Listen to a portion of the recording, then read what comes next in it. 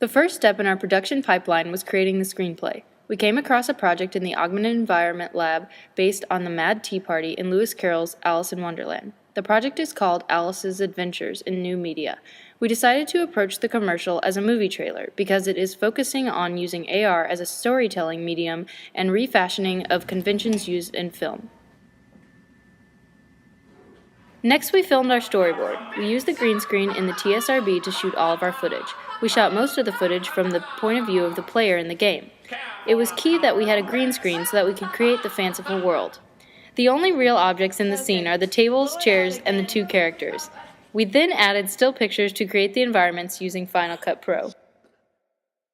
Next, we added various objects into the scene. We found a teacup and modeled the cake in Maya. Needless to say, the cake we modeled was not up to par. Therefore, we searched high and low for a better cake. We found one, but the catch was that it was a 3D Max file. We trekked in the rain to the COC lab and played with it in 3D Max to make it Maya compatible. Eventually, we got it, and imported it into the scenes and covered up the old cake.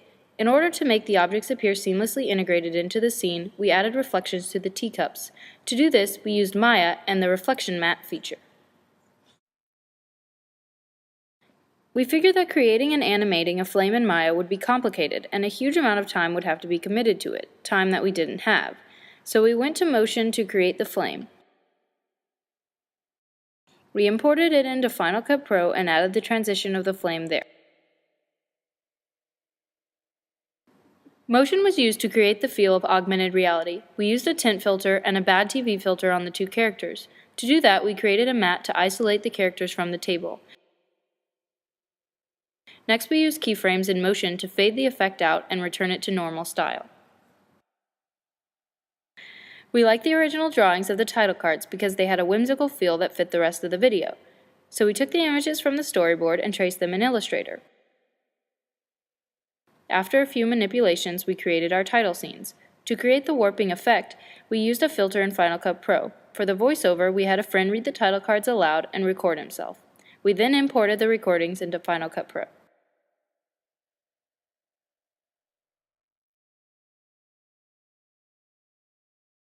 There's people walking around. Psst, psst, psst, get out of here.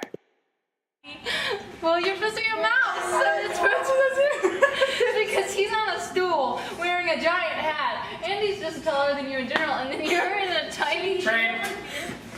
Oh, I like the huge no, tiny I so we can see. Okay. No, because then we can see your jeans. Yeah. Then your pants are in the shot. She just punched me in the baby maker.